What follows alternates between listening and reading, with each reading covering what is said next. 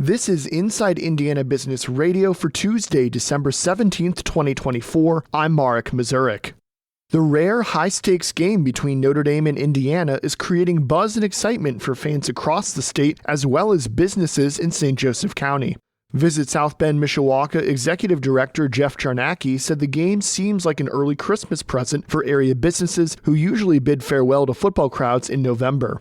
There was no single piece of business, no convention, no event, nothing else that we could have done on the weekend of December 20th and 21st that would even remotely come as close to replicating the impact that 80,000 plus fans that will come into St. Joseph County will have an economic impact of more than $36 million to the entire region. As of Tuesday, hotel rooms are going for over $1,300 in South Bend. However, Czarnacki said there are still a few rooms available.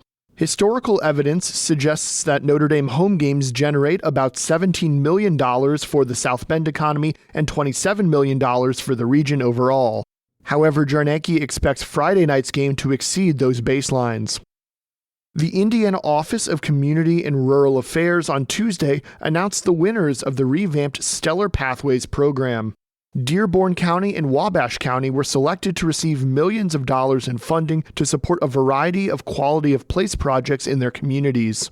The Stellar Pathways program was originally created as Stellar Communities. The program was relaunched earlier this year after being dormant for the past 5 years with the goal of spurring local and regional partnerships in rural Indiana. Dearborn and Wabash counties were among 4 finalists announced in June. The finalists worked for 6 months to develop comprehensive plans outlining the projects which would boost their communities with stellar funding. The other 2 finalists were LaGrange and Warren counties. From the number one source for Indiana business news, this is Inside Indiana Business Radio. To succeed, you need to stay informed. You need to be engaged. And let's face it, you need to set yourself apart from the rest by connecting with a company that brings you the best.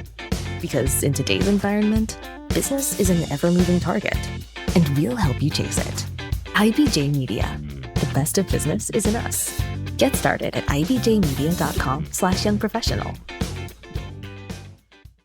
Indianapolis-based Dealers Wholesale, a distributor of commercial doors, business hardware, and security systems, has acquired Palatine Builders Supply in Illinois. Financial terms of that acquisition are not being disclosed.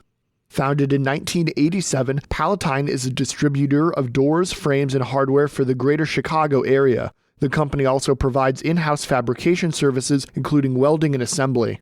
Dealers Wholesale said the merger builds on its 2021 acquisition of Wisconsin-based safety and surveillance technology company ClearPath Connections.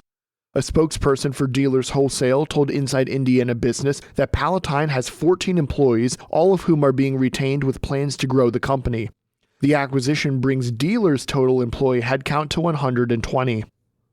Plans for a career center in St. Joseph County will not move forward after the South Bend School Board voted Monday against turning an elementary school on the west side of the city into a hub for career and technical education classes. The proposal by the South Bend Community School Corporation to spend over $10 million and reconfigure Coquillard Elementary School into a career center was the latest attempt at getting a designated space for career-focused courses off the ground. The board's vote means St. Joseph County will be the largest county in the state to be without a specialized career center for the foreseeable future.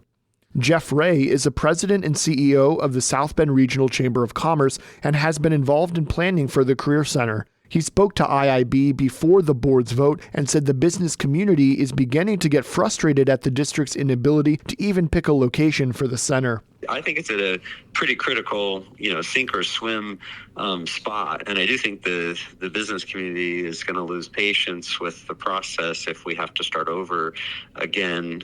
Since 2020, the district has considered multiple different sites for the Career Center. Over the summer, the district was on the verge of signing a lease for a 53,000 square foot space in the Studebaker building near downtown South Bend. The district was set to sign a 20-year lease on that building, but last-minute disagreements with the building's owner, Kevin Smith, on who would be responsible for specific renovations killed the deal. The district then turned to Coquillard, an elementary school on the west side of South Bend. Board members who voted against the plan cited concerns about the impact of moving students from Coquillard to a neighboring school, while others blamed the rushed process by the district to try and get the measure approved. Longtime Roncalli High School president Chuck Weisenbach is this week's guest on the Business and Beyond podcast, hosted by Gary Dick, presented by PNC. A weekly conversation with high-profile Hoosiers in business, sports, entertainment, and beyond. Available now from your favorite podcast provider. I'm Mark Mazurik for Inside Indiana Business Radio On Demand.